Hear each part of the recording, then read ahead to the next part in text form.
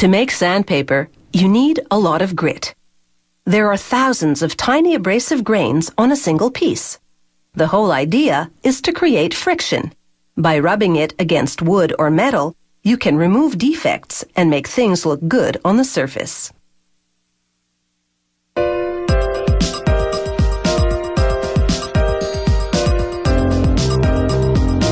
It's ironic that something so abrasive can make things look so smooth and polished.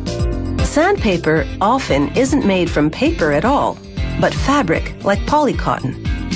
They unwind the cloth into a machine with a printing press. Rollers with rubber printers magnetically attached to them stamp product information onto the cloth. The cloth then travels underneath the printing press, where more rollers apply a heat-setting adhesive to the unprinted side.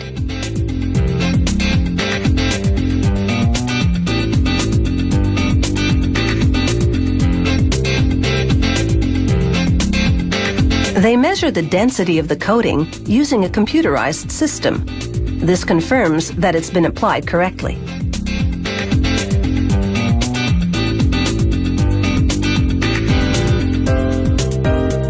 Then, the cloth is pulled underground to the electrostatic pit.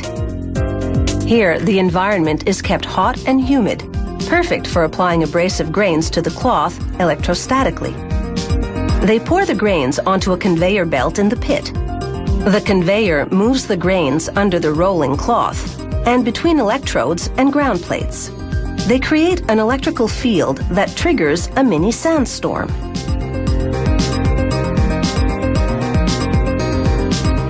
Once airborne, the abrasive grains stick to the adhesive-coated cloth and become embedded in it.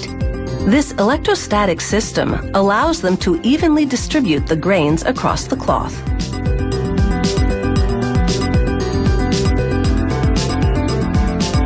The grain-coated cloth now rolls out of the pit and back up to the next level.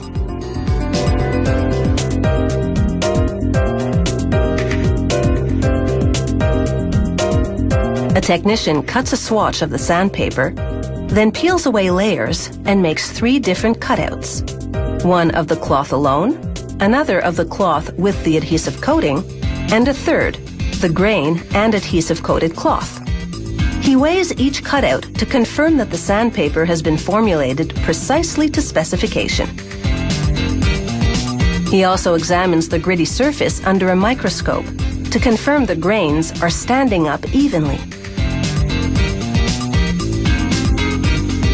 This production run gets the go-ahead, so they move the sandpaper through a 91-meter-long oven. It has 3 different heating zones, each one hotter than the last. The buildup of temperature bakes the grains into the adhesive. The sandpaper is now rough enough, but not quite ready. In the next step, they roll a coat of resin over the gritty surface, binding the grains to the base.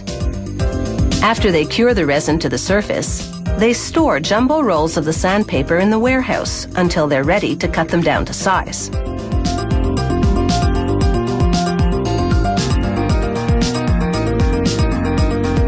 They slice some rolls into big sheets. These will be made into commercial sanding belts, the kind used in heavy manufacturing.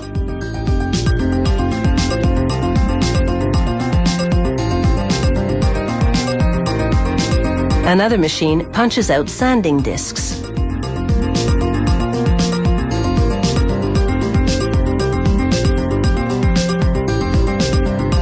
And at this station, they unwind 4 rolls of sandpaper simultaneously into a machine. It carves them, 4 at a time, into small rectangles. These rectangles won't be used for sanding, but as grip tape for skateboards. Whether you're a skateboarder, a handyman, or both, sandpaper will give you an edge. The real trick is choosing the right grit or series of grits for the job at hand. Otherwise, you could find yourself in a bit of a bad scrape.